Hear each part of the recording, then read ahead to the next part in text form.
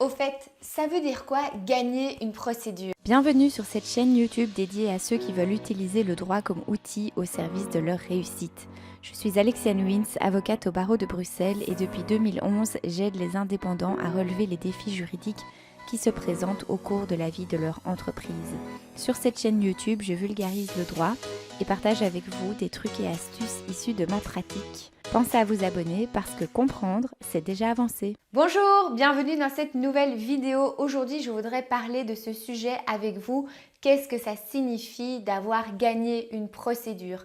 Est-ce que c'est d'avoir rendu la justice? Est-ce que c'est avoir gagné sur les principes de droit, le droit pour le droit? Ou bien est-ce que gagner une procédure, eh bien, c'est atteindre un certain objectif que l'on s'est fixé avant de subir la procédure, d'introduire la procédure, bref, quel est l'objectif que l'on veut tirer d'une procédure et est-ce que c'est pas plutôt ça, gagner une procédure?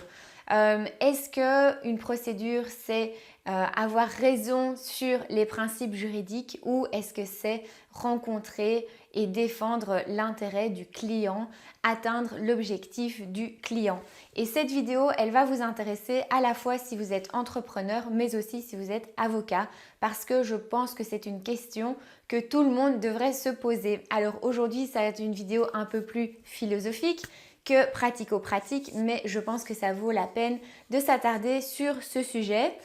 D'une part pour, si on est avocat, pour mieux servir ses clients, mais si on est client, eh bien pour mieux comprendre aussi l'intérêt d'une procédure et ce que l'on peut attendre d'une procédure pour ne pas être déçu quelque part du résultat ou de comment ça se présente, ce qu'on raconte dans le cadre de la procédure, toutes ces questions-là.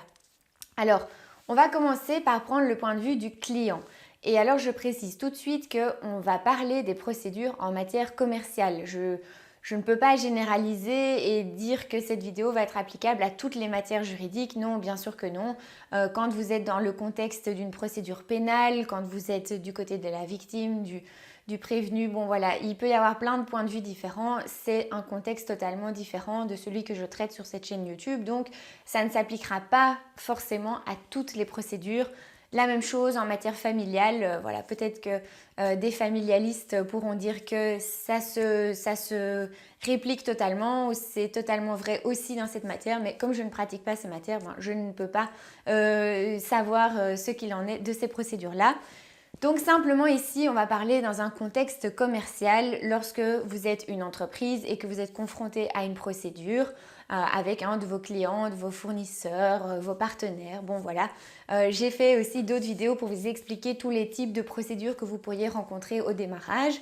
Eh bien, on se place dans ce contexte-là également. Donc du point de vue de l'entrepreneur, du point de vue du client qui va consulter un avocat, c'est très important pour vous de savoir quel est l'objectif que vous avez lorsque vous avez l'intention de consulter un avocat en vue d'introduire une procédure ou alors parce que vous devez vous défendre dans le cadre d'une procédure. C'est très important d'avoir au clair dans votre tête quel est l'objectif que vous attendez de la procédure. Et typiquement, moi, c'est une des premières questions que je pose à mes clients dans le cadre de consultation en vue d'une procédure, c'est OK, voilà la situation, mais quel est l'objectif que vous recherchez? Parce que en fonction de l'objectif qui sera défini par le client, en fonction de ses intentions à lui, eh bien, je pourrai mieux le conseiller sur le type de procédure à introduire ou pas. Parce que pour une même situation, il peut y avoir différentes procédures disponibles, mais toutes ne vont pas atteindre le même objectif. Certaines procédures vont vous permettre de demander des dommages et intérêts, de forcer la partie adverse à un certain comportement. D'autres procédures vont faire cesser un comportement. D'autres procédures encore vont mettre l'accent sur l'urgence. Enfin voilà. Mais toutes les procédures ne vont pas vous permettre d'aller au même résultat. Donc il faut être bien clair avec votre objectif principal. Et ça, si votre objectif n'est pas clair dès le départ ou si vous n'arrivez pas à l'exprimer ou à convenir d'un objectif avec votre avocat, vous risquez au fur et à mesure de la procédure d'être un peu déçu de la tournure que ça va prendre ou du résultat final que vous allez obtenir. Alors que si l'objectif est très clair dès le départ, eh bien, tout le dossier va être dirigé dans le sens de poursuivre cet objectif-là et d'aller étape en étape vers cet objectif. Donc, c'est très important pour vous de fixer cet objectif. Deuxième chose, il faut aussi voir quels sont les moyens que vous êtes prêts à mobiliser pour la défense de vos intérêts, pour l'atteinte de votre objectif. Pourquoi ? Parce que vous pouvez avoir parfois des questions très nobles sur le point de vue des principes, mais vous n'êtes pas prêt à mettre beaucoup d'argent pour ce type de procédure. Et bien là, ça va être déséquilibré. Ça va être des moyens peu proportionnés par rapport au but qui est poursuivi. Inversement, vous pouvez avoir parfois des procédures qui sont assez abordables compte tenu de votre budget. Bon, mais ici, ce qui est important, c'est de bien savoir que quand vous allez introduire une procédure, il y aura des frais.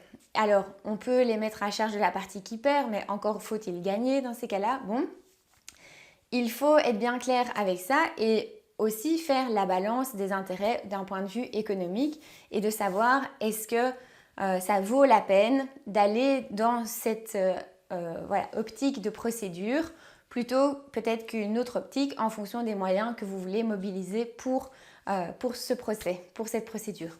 Donc ça, c'est la deuxième chose. Donc première chose, l'objectif. Deuxième chose, quels moyens pour atteindre cet objectif. Et troisième chose aussi très importante avant de penser aller vers la procédure, c'est n'y a-t-il pas un autre moyen de solutionner ce problème ou d'atteindre l'objectif que vous avez défini. Parce que parfois, en fonction de l'objectif qui est important pour vous, ça va être beaucoup plus efficace de négocier une solution amiable ou de faire appel à ce qu'on appelle les modes alternatifs de résolution des conflits. Par exemple, la médiation, la conciliation. Bon voilà, il y a plusieurs choses que vous pouvez utiliser à la place d'une procédure. C'est pas toujours nécessaire de dire ok, tribunal, procédure, on va y aller, la justice. Il faut aussi garder en tête vos intérêts et voir s'il n'y a pas des solutions plus souples mais qui arrivent au même résultat en bout de course, aussi à moindre frais. Donc tout ça, ce sont des questions qu'il faut vraiment prendre en compte avant de vous lancer dans une procédure tête baissée. Et faites attention aussi, parlez-en avec votre avocat parce que ce qui peut aussi se passer, c'est que le client vient chez vous, il vous dit non, ok, procédure. Puis l'avocat, il se dit oui, ok, le client veut qu'on aille à la procédure, on va aller à la procédure. Enfin voilà. Et on pourrait aussi ne pas se poser 36 000 questions et foncer avec le client et lui faire plaisir et lui dire ok, faisons la procédure si c'est vraiment ça que vous voulez. Mais je pense que c'est pas le meilleur service que l'on peut rendre en tant qu'avocat à nos clients, de foncer avec eux directement dans des procédures. Et c'est pour ça que je voulais aussi parler dans cette vidéo du point de vue de l'avocat. Parce que quand on était à l'université, je sais parfois ça peut remonter à de nombreuses années, mais quand on était à l'université, la seule manière d'obtenir des bonnes notes et des résultats au top, c'était d'appliquer les principes juridiques à la perfection dans les cas pratiques. Mais ces cas pratiques, ça reste des cas d'université, ce n'est pas la même chose que la réalité. Dans la réalité, le client, il vient nous présenter un cas, ok, avec des questions juridiques, mais qui s'inscrivent dans un contexte beaucoup plus global avec d'autres enjeux que purement l'application des principes juridiques. Et ces enjeux, ce sont lesquels ? Eh bien, ce sont les enjeux économiques, ce sont les enjeux en termes parfois de concurrence, c'est des enjeux en termes de réputation, des enjeux financiers. Il y a plein d'autres enjeux qui entrent en ligne de compte dans la décision d'introduire une procédure ou pas.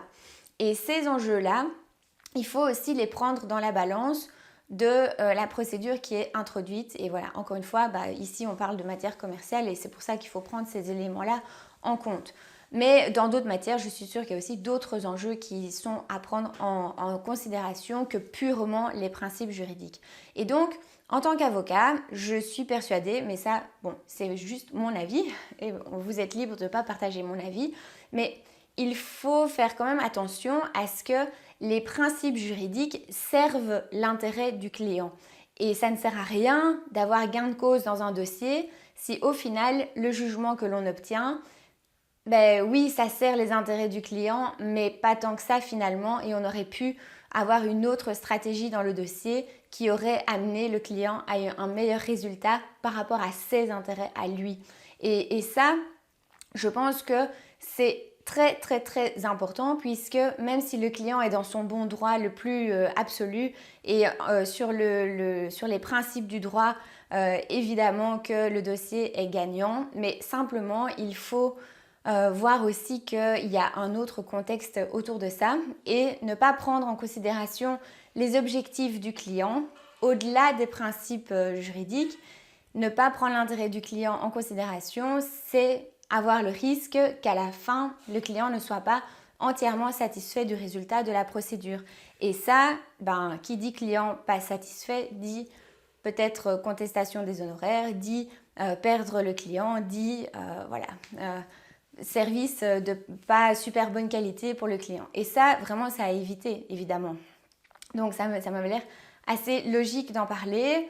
Voilà, donc ça c'était un petit peu les réflexions du jour que je voulais vous partager. Je sais qu'il y aura plein de confrères qui seront bien évidemment d'accord avec moi, évidemment.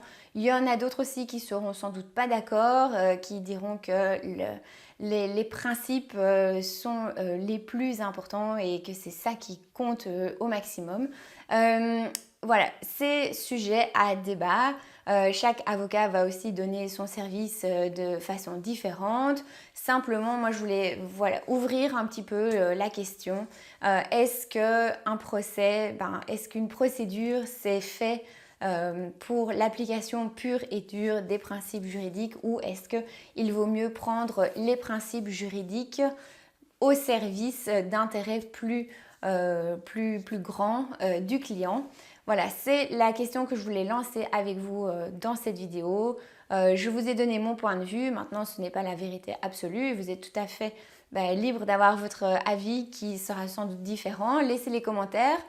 C'est peut-être un bon espace pour échanger sur ces questions-là, un peu plus high level, on va dire, un peu plus méta sur le droit. Je voulais partager ça avec vous aujourd'hui dans cette vidéo. N'hésitez pas donc à réagir, à laisser des commentaires et puis surtout à liker la vidéo, à vous abonner. Et moi, je vous dis à très vite pour la prochaine vidéo. Ciao, ciao!